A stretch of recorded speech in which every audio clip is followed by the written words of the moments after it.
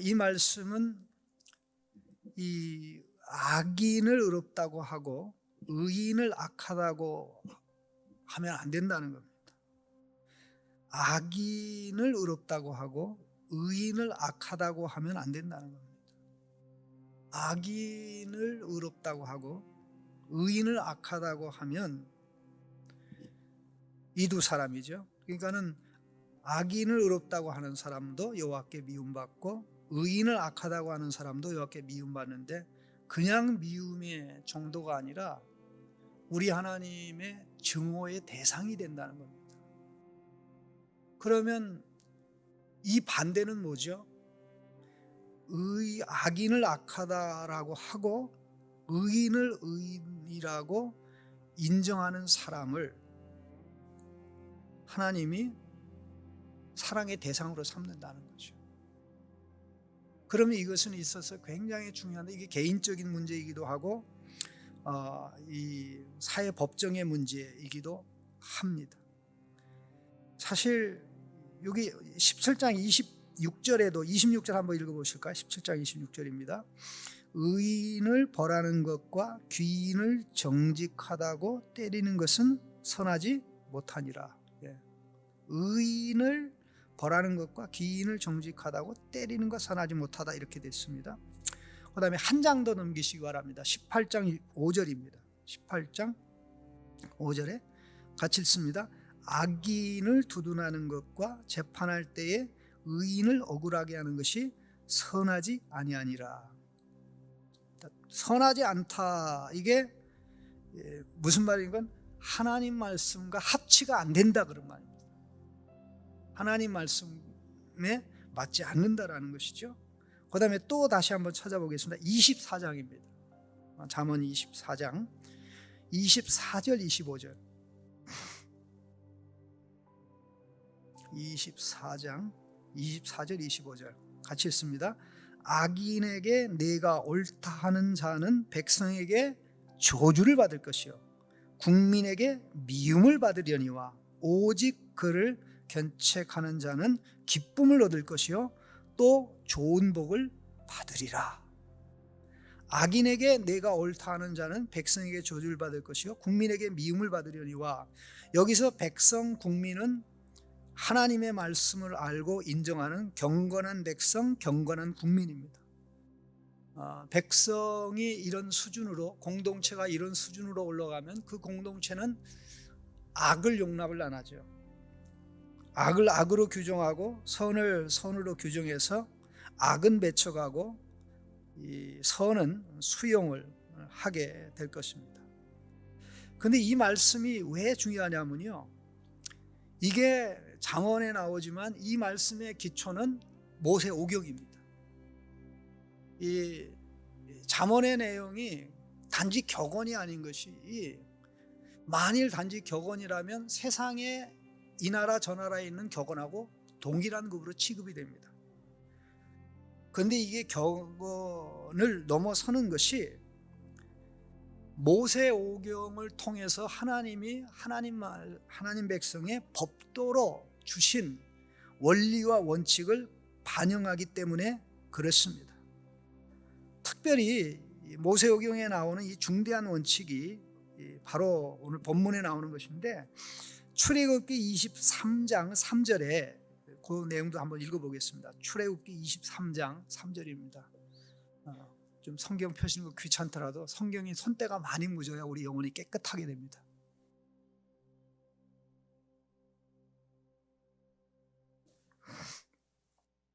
(23장 7절입니다) 집에 계신 분들 좀 성경 좀 펴시기 바랍니다. 23장 7절입니다. 같이 읽습니다. 거짓 일을 멀리하여 무지한 자와 의로운 자를 죽이지 말라. 나는 악인을 의롭다 하지 아니하겠노라. 보십시오. 거짓 일을 멀리하며 무지한 자와 의로운 자를 죽이지 말라. 나는 악인을 의롭다 하지 아니하겠노라. 자, 한 구절을 좀 더 보겠습니다. 이사야 5장 20절입니다. 우리 이사야 공부할 때 이 말씀을 좀 배운 것 아마 기억날지 모르겠습니다. 이사야 5장 20절 5장 20절.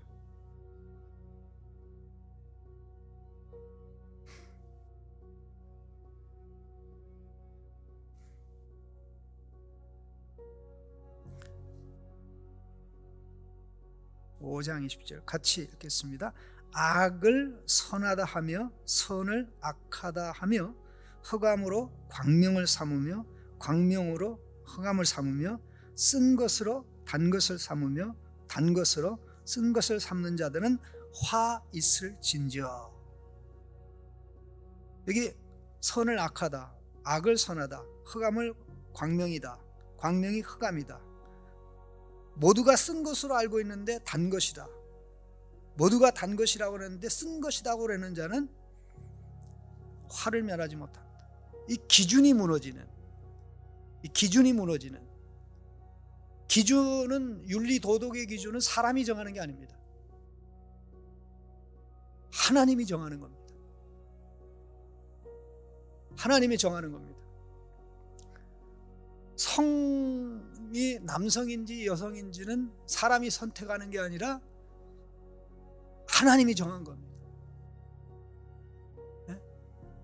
그런데 대한민국 여성가족부가 이 성을 구별할 때 남자와 여성으로 구분하지 않고 사람들이 나는 남자다 하면 남자고 나는 여자라면 여자고 아니면 어떤 때는 남자이고 어떤 때는 여자. 그래서 이 여성가족부가 이 성을 구별하는 그 대체적인 원리를 제시한 게 56가지입니다.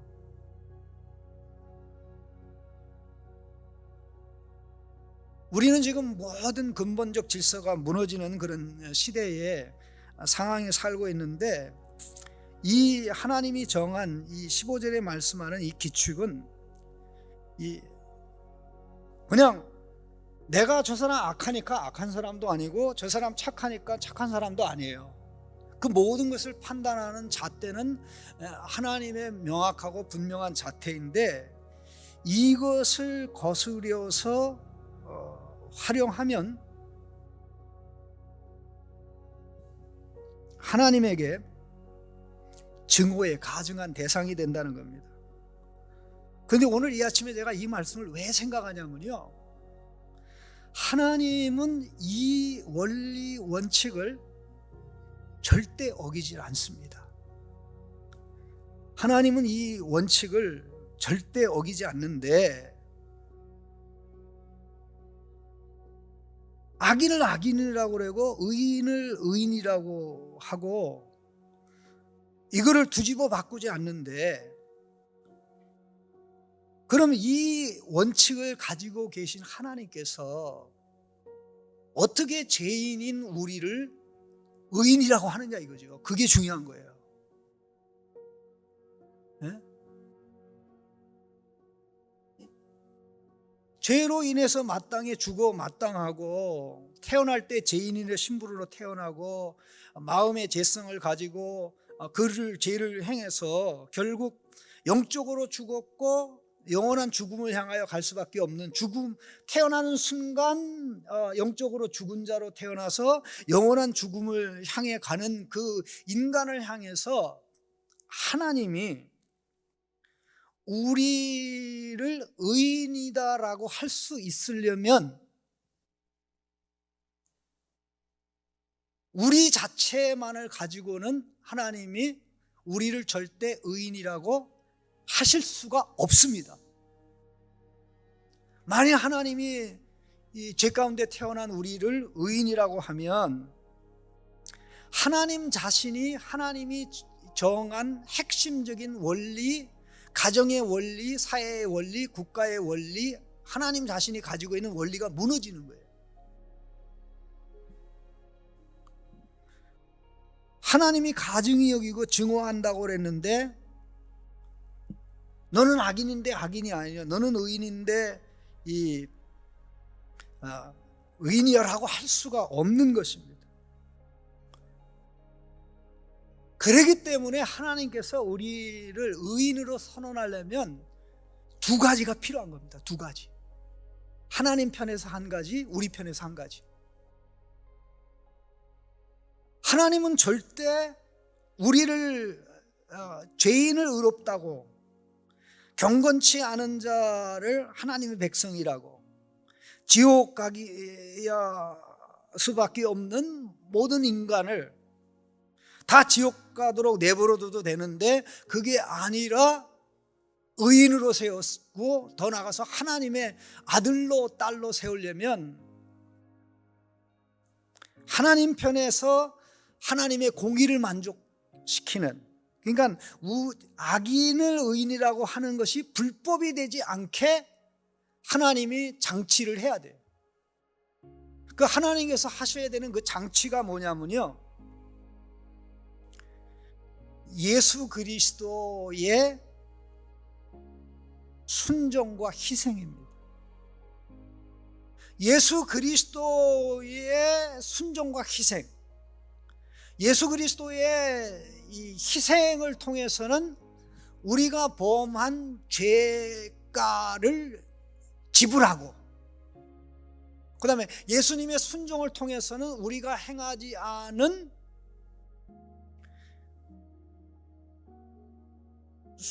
순종을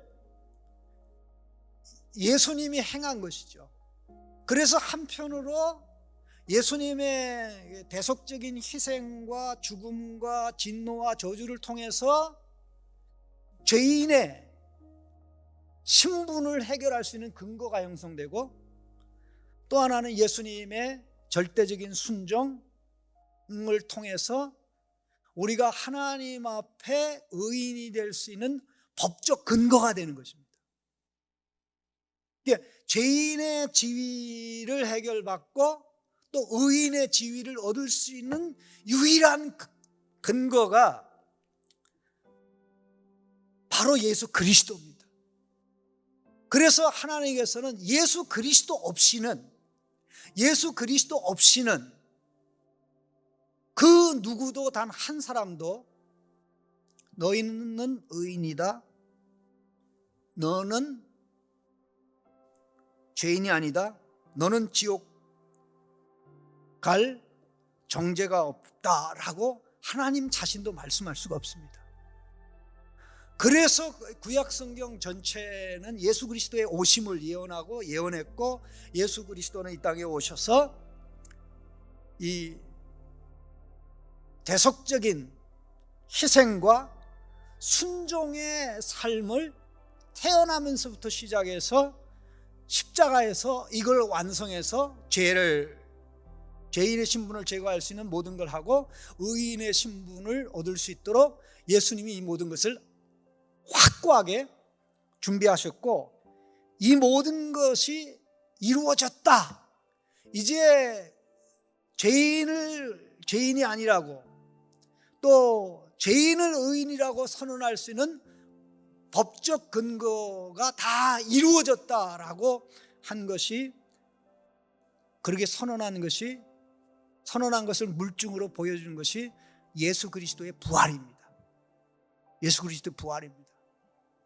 그렇기 때문에 예수님이 없이는 하나님이 우리를 절대 의인이라고 하실 수 없다는 거죠.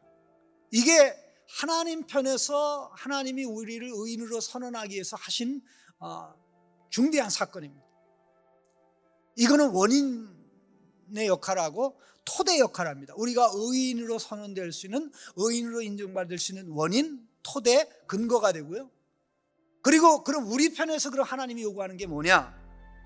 바로 그것은 죄 용서받고 의인의 신분을 얻을 수 있는 모든 근거와 자원을 하나님께서 그리스도 예수 안에서 제공했으니 이 사실을 믿고 받아들이는 믿음입니다. 이 두 가지. 하나님 편에서는 예수 그리스도의 대속적인 희생과 순종, 그 모든 것을 예수님이 다 이루셨다는 것을 우리 편에서는 마음 중심으로 믿고 받아들이는 것.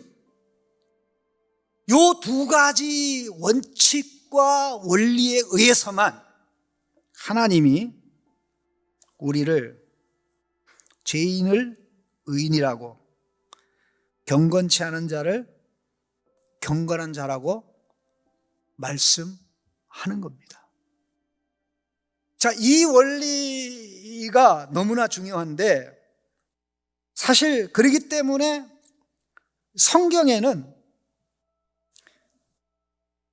칭의를 얘기할 때 의인의 칭의를 얘기하지 않습니다. 죄인의 칭의입니다. 경건한 자의 칭의가 아니라 경건하지 않은 자의 칭의입니다. 자, 우리 성경 구절 한 구절 좀 봤으면 좋겠는데요.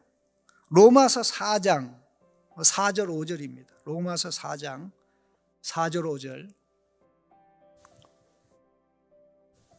참 이런 중대한 말씀 신앙생활 오래 해도 우리가 참 깨닫지 못하고 그냥 대충 넘어갈 때가 많은데요. 로마서 4장 5절 4절 5절입니다. 같이 읽겠습니다. 일하는 자에게는 그 싹시 은혜로 여기지 아니하고 보수로 여겨지거니와 일을 아니할지라도 경건하지 아니한 자를 의롭다 하시는 이를 믿는 자에게는 그의 믿음을 의로 여기시나니. 자, 뭐라고 되어 있습니까? 일을 아니할지라도 경건하지 아니한 자를 의롭다 하시는 이를 믿는 자에게. 그러니까 믿는 자는 의롭다함 받을 자격이 없죠. 믿는 자는 경건한 자가 아니라 죄인이죠.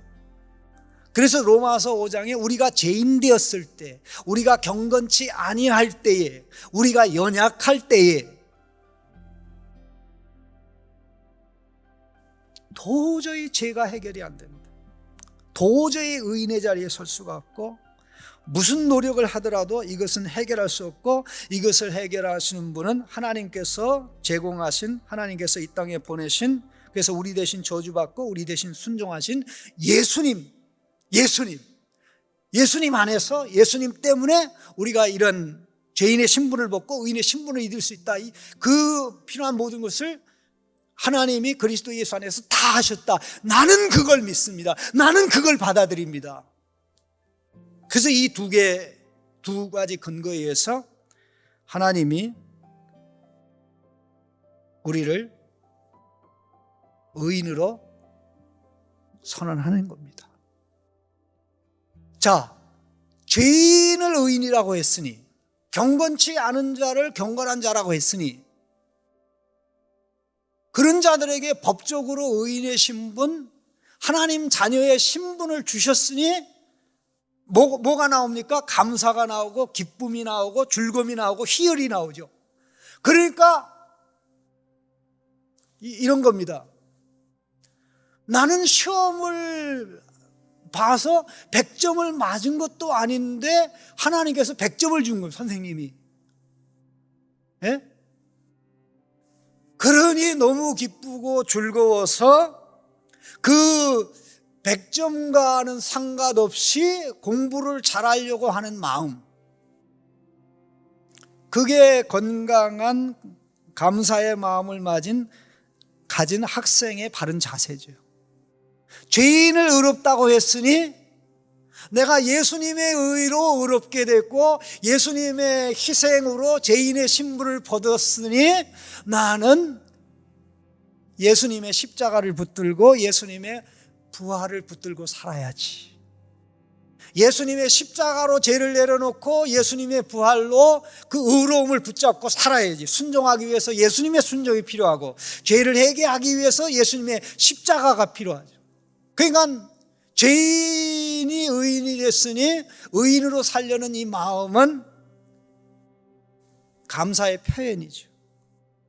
그래서 이 은혜의 원리, 십자가와 이 믿음의 원리가 계속 돌고 돌아가면서 우리는 성품적으로 의인이 되고 행위적으로 의로운 사람이 되는 것입니다.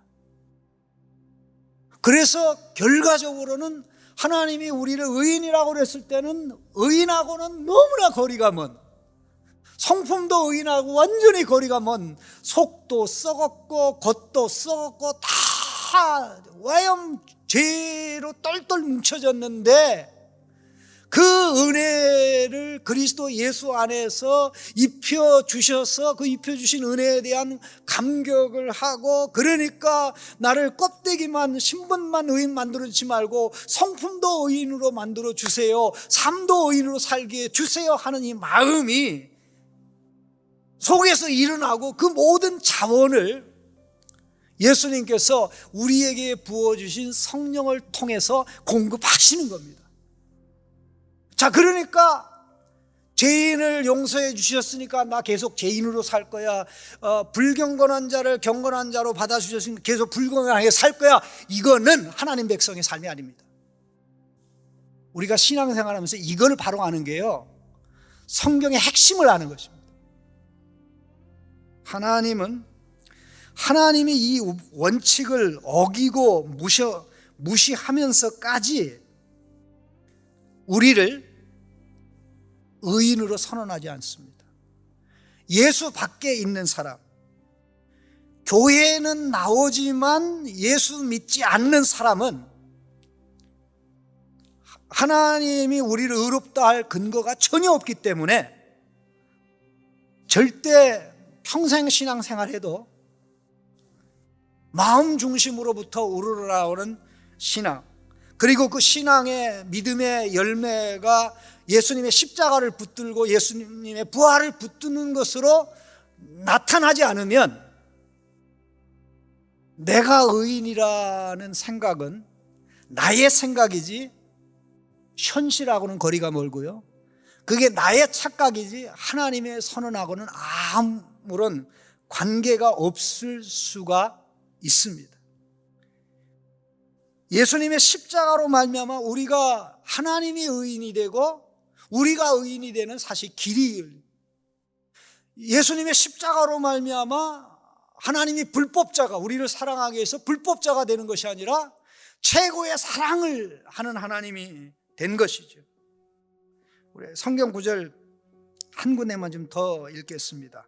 좀 아침에 더 말씀드려서 그런데요, 로마서 3장입니다. 로마서 3장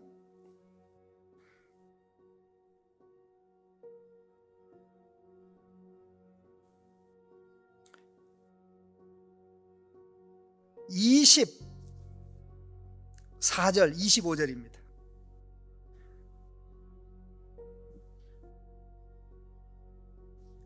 3장 24절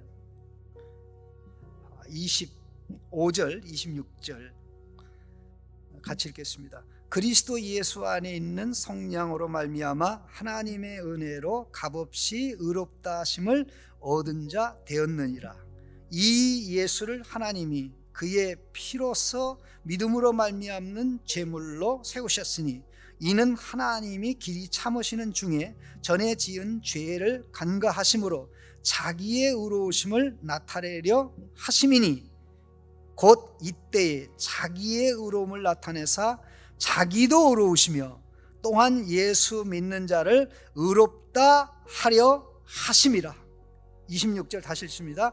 곧 이때에 자기의 의로움을 나타내사 자기도 의로우시며 또한 예수 믿는 자를 의롭다 하려 하심이라. 하나님도 의롭고 예수 믿는 사람도 의롭게 되는 이 길이 예수님의 십자가의 죽음과 그 예수님을 믿는 것, 우리가 잡고 사는 게 이겁니다. 그러니까 우리는 껍데기만 의인이 아니라 예수님을 계속 붙잡고 살아가는 가운데 의의 신분을 주신 우리 하나님께서 예수님의 의로운 성품을 가지도록, 의의 신분을 주신 하나님께서 예수님의 의로운 행위를 하도록 우리가 계속 십자가 부활의 은혜로 변화되어 가는 것입니다. 그러니 이런 모습이 우리에게 나타날 때마다 하나님의 의로움이 드러나고 우리는 예수님 때문에 믿음으로 의에서 더 큰 의로 나아가 신분에 의해서 성품에 의의 행위에 의로 나아가 하나님 앞에 섰을 때는 예수님이 말씀한 것처럼 하나님의 의로운 백성이 태양처럼 찬란하게 빛나는 것입니다. 그게 우리의 삶이고 복이고요. 이런 행복은 세상 어디에도 없습니다. 그래서 항상 우리의 초점은 예수님에게로 가야 되고, 예수님이 우리를 위해서 하신 것에 있어야 되고, 더 나아가서 우리는 그것을 소중히 여기고 받아들이고, 그것이 성령의 역사를 통해서 내 안에서 열매를 맺도록 하는 이 삶을 살아가면 결국 우리가 계속 추구하는 안 믿는 자 믿고, 믿는 자 믿는 우리가 예수님을 닮아가게 되는 이러한 역사가 지속적으로 일어나게 되는 것입니다. 하나님이 우리를 살리는 길을 그리스도 예수 안에서 제시하셨고, 그리스도 예수 안에서 제시한 것을 우리에게 제공하는 것이 복음입니다. 복음 앞에 할 말은 믿습니다. 이 길만이 나의 살 길입니다. 이 길만이 가족이 살 길입니다. 이것을 하나님이 계속해서 우리에게 공급해 주시는 것입니다. 악인을 의인이라고, 의인을 악인이라고 하는 것은 둘 다 하나님 앞에 가정하다 그랬습니다. 하나님께서는 이 원리 원칙에 따라서 우리를 살릴 수 없기 때문에 의의 근거를 예수 안에서 그 의를 받아들일 수 있는 요구를, 우리에게 믿음을 요구하심으로써 오늘 우리를 하나님 앞에 설 수 있도록 그렇게 만드는 겁니다. 그래서 저와 여러분을 볼 때 의인으로 보세요. 내가 너를 의인의 신분을 줬는데 너 안에 있는 성품 그렇지 않냐? 그것도 내가 해결하기를 원해. 그러니 얼마나 신납니까? 오늘 이 아침에 기도하는 가운데 그런 마음, 하나님, 이런 마음 정신으로 살아가고 예수님을 붙잡고 살아갈 수 있는 우리 모든 성도가 되게 하여 주옵소서.